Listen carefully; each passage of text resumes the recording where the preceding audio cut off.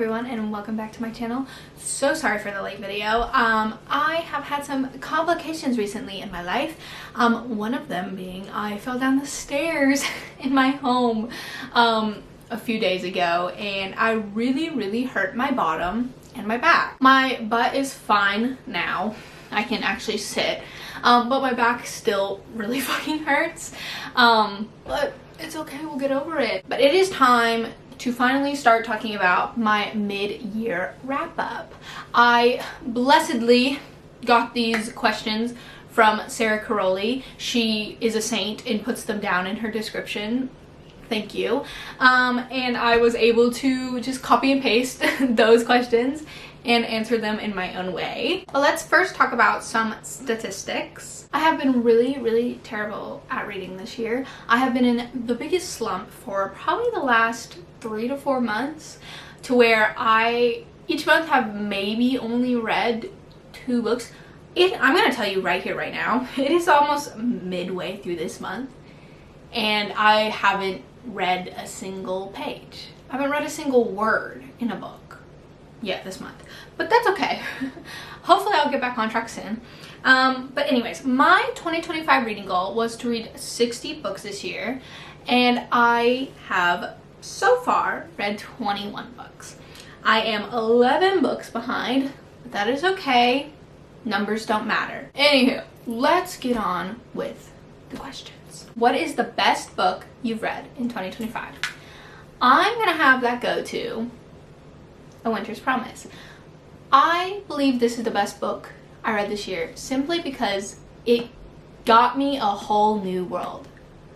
Aladdin. It really opened up a whole new world for me. I have 4 books to read and I'm excited to read every single one of them. I want to know what's going on with all of these characters. And because it was able to open up a new series for me, that's why I think this is my favorite book, or the best book I've read so far in 2025. It's not a 5-star, it was only a 4-star, but still, it opened up so much possibilities to me, opened up a whole new world, a bunch of new characters, and I just love it. The best sequel I've read so far this year also has to go to a part of the Mirror Visitors trilogy, or 4 books. What is 4 books? The Missing of Claire Dulene, because like I said in the last one, you get like a whole new world. It's so fun to be able to go from book to book in a world, and I've recently been reading a whole lot of like standalones and not non-fictions, just regular fiction, like contemporary fiction and stuff. And so for me to be able to have like a nice new fantasy world has been very exciting for me.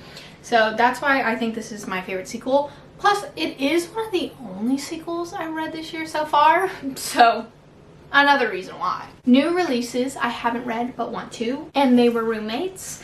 I am really excited to read this book.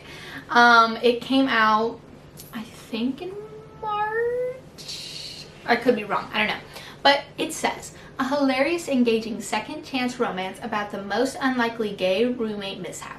Perfect for fans of Casey McQuiston and Gwen and Art Are Not in Love. I love Gwen and Art Are Not in Love. So that was one of the main reasons why I wanted to read this one. But also, the cover's really fucking cute. And I love the meme. And they were roommates. So it's got like 3 things going for them. Plus I've been needing a new LGBTQIA+ romance book. I think I have read almost all of mine. So I need to replenish my stock. The next one I am excited to read is Immortal. A young ruler must forge a delicate alliance with the untrustworthy yet magnetic god of war to protect her kingdom in the stunning romantic fantasy filled with dangerous secrets, forbidden magic, and passion. From Su Lin Ten, best-selling author of Daughter of the Moon Goddess. This one also came out maybe around March. I have no idea. But it sounds like it has a lot of Chinese folklore. You know I love folklore, and I love to read books from around the world. I think next year is going to be, this year is the year of reading new genres, and I think next year for me is going to be the year of reading around the world, because I just think you get to learn, even though it's fiction and not technically historical books I'm reading, they still put a lot of their history and their culture in these books, And so I just love to read them because you get to know a lot more about that area of the world. My most anticipated releases for the second half of the year has to go to The Possession of Alba Diaz. It says, when a demonic presence awakens deep in a Mexican silver mine, the young woman it seizes must turn to the one man she shouldn't trust. So it's a horror, it's thrilling. I don't know if there will be any like romance in it. Don't really care if there is or not, but I have been wanting to read a lot more horror, and I think this one would be good because I also love folktale horror, and I feel like this could have a bit of a historical / folktale setting. My biggest surprise of the year, Dungeons and Dramas. I have been hating romance recently, especially rom-coms, so it was very much a shock to me that I was able to read this within like 2 days. I was going through this so quickly. I love it. I love Dungeons and Dragons. Never played, have always wanted to. If there is anyone in the world that will play with me, please let me know. I want to play Dungeons and Drama. I want to play Dungeons and Dragons so bad. It has been a life goal of mine to play that. Anywho, so the setting of this I thought was really cute and really fun. How they just like play together, and she loves music. I love music, so I could really like put myself in there, even though I'm like a 24-year-old woman and they're like teenagers. It still was really fun to read about them, and I felt like I made a bunch of new friends, and it was just so sweet and endearing. My newest fictional crush, it will go to Edward from My Lady Jane. Not the real Edward from history, specifically from this book. He was just so funny and sweet. He may have wanted to marry his cousin, but I think it was just for convenience's sake, not because he actually had a crush on her. Yeah, anyways.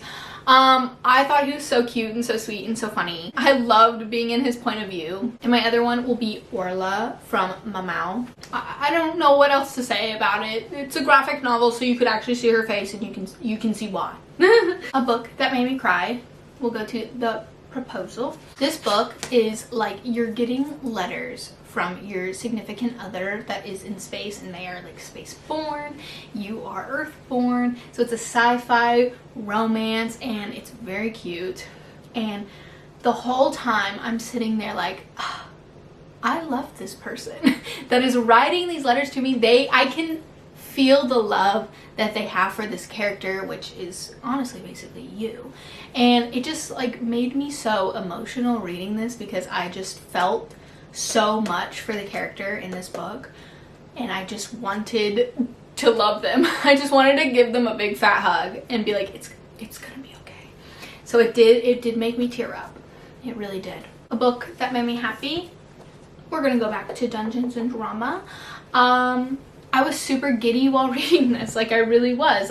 Like I said, I just really felt very connected to these characters, and so it made me happy seeing them go through life and falling in love. Another one is going to be My Lady Jane. I was giggling up a storm throughout this book. I think it was mainly because I was listening to the audiobook, and the narrator is chef's kiss amazing. She is so good. She can do so many different distinctive voices for each character. But also just the writing is so hilarious and the plot is funny. It is about Lady Jane, who was a monarch in England for only about 7 days before. But this takes a twist on the history of it and actually adds a lot of fantasy elements into it where they can shapeshift into animals.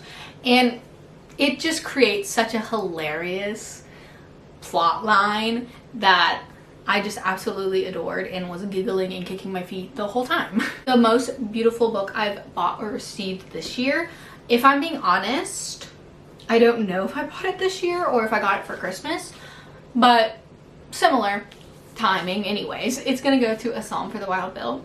I think this book is beautiful on the inside and on the out. I have talked so much about this in my wrap-up and even in the video that I read it for. I have talked about how I absolutely just adore this book and how it makes me want to go out in nature so much. It makes me want to be more conscious of what I am doing that could ruin the environment. So, love it. And the cover is absolutely gorgeous. Like, it's so cute and very very fall-esque, which I love. But I could totally display this and be happy that I'm displaying this. What books do I need to read by the end of the year? We are going to be pulling out my handy dandy reading journal for that.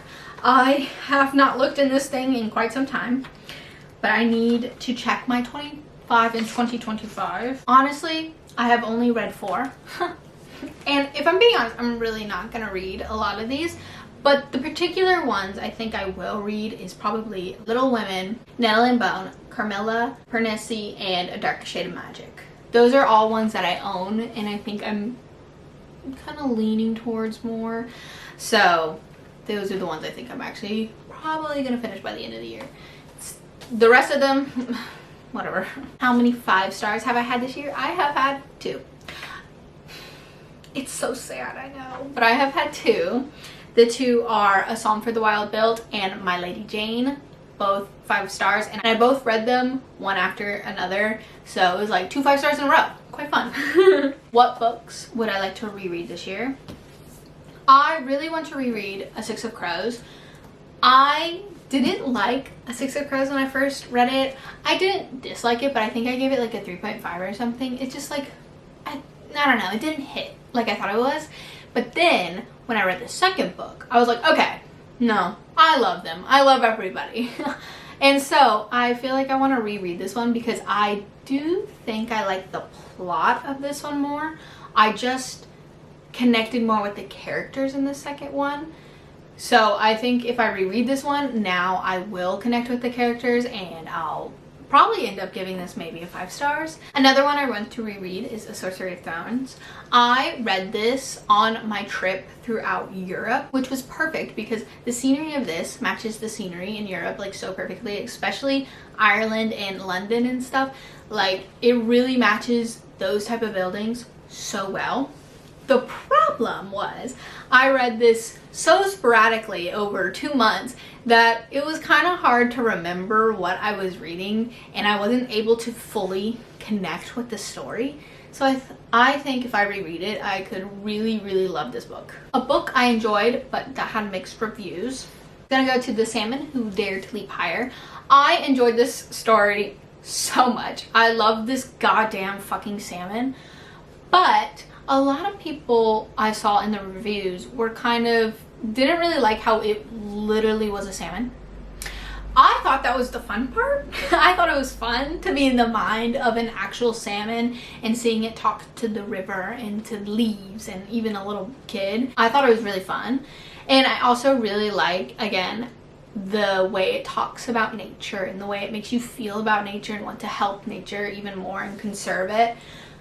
So that's why I love it, but I do know a lot of people didn't like how it's actually a salmon and not maybe like, I guess, a metaphor for it being a salmon. I don't know. I enjoyed it thoroughly though. My 5-star predictions for the rest of the year. It is going to have to go to Carmilla, Remarkably Bright Creatures, and Pernesi. I think these 3 I could totally give 5 stars. I am really excited for these. I'm excited for this one, a sapphic vampire romance that was written before Dracula. Sign me up. That sounds fucking good. I think I could really enjoy this one because it is about an unlikely friendship with a woman and an octopus. I love an unlikely friendship, and I love octopus. I actually really like ocean animals. I wanted to go into oceanology when I was a kid, like marine biology, oceanology. I wanted to go into marine biology when I was a kid, and Pernesi, have no idea what it's about, but everyone says it's so good. So I have to love it, right?